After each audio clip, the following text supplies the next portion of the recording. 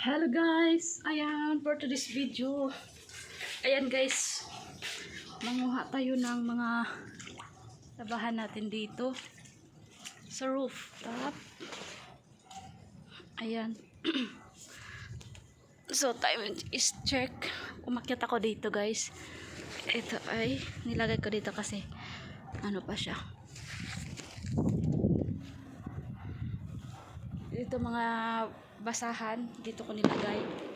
Ayan. So yun ang sapin sa aming upuan doon sa baba. So dito ko nilagay dahil overloaded na yan, sana napuno na guys.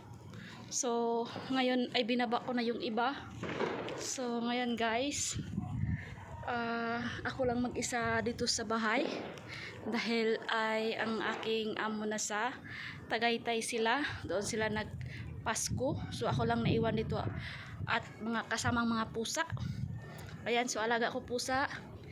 Then yung si Jessie naman kahapon ng umaga kasama yung aso na si Chico. Nauna na sila doon sa Tagaytay. So yun, sabi na ni amo, Anilin, maiwan ka lang muna dito sa bahay. Sabi ko okay lang naman eh. Okay lang. So ayun, ako lang mag-isa kagabi. Then so kakatapos lang natin maglinis. Di ko alam kung umuwi ba sila ngayon or mamayang gabi or bukas pa. Di ko alam, pero linis na lahat. Then at pinukos ko ang paglalaba para pagdating nila wala nang labahan doon dito sa laundry area. Then labahan na naman yung mga bagong labahan. So ayan guys, kakatapos ko lang maglinis at lunch time ko ngayon. Kaka-lunch ko lang dahil ay parang busog pa pag tayo ay busy.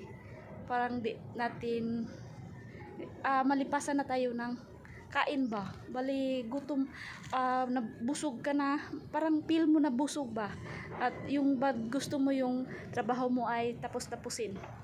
So ayan guys, so ngayon ay kukuha na ako ng mga basahan at itutupo ko ito at dadalhin ko din sa ground floor. Ayan, so yun lang guys ang aking may update for today. So Merry Christmas sa ating lahat. Ayan, kahit isa lang ako dito sa bahay, sobrang laki itong bahay na ito, at it's okay. It's okay. Kailangan nating lumaban. At the same time, din po ako makauwi dahil ay walang pera or wala masyadong ipon. So kung uwi ako sa Mindanao, malaki ang pamasahe. Yun lang guys.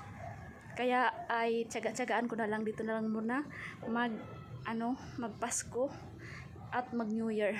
At inshallah next year inshallah may pera na at mag New Year na ako or magpasko na ako sa kasamang mga pamilya ko inshallah. So kaya ito lang, laban lang kahit wala tayo sa ating pamilya. At ayun, pag may mga matatanggap ako ng mga biyaya at sinisend ko rin sa aking nanay, sa aking anak, dahil mga anak ko na sa kay nanay ko. Yan. So yun lang guys, laban lang tayo.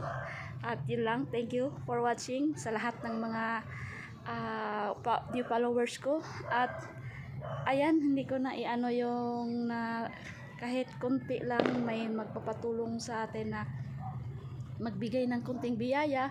So ayun, magbigay ako pag may proof talaga. So actually kahapon may message din sa aming GC na kailangan need sila kasi operasyon sa anak. So ayun, may kunting biyaya tayo at ako ay nag-share kahit kunti lang, sana makatulong. Ayan, get well soon lang. So hindi ko na ibabanggitin pangalan kung sino ang ating nabibigyan at saka hindi naman kalakihan ng ating naibigay. At yun lang guys, maraming salamat and God bless everyone.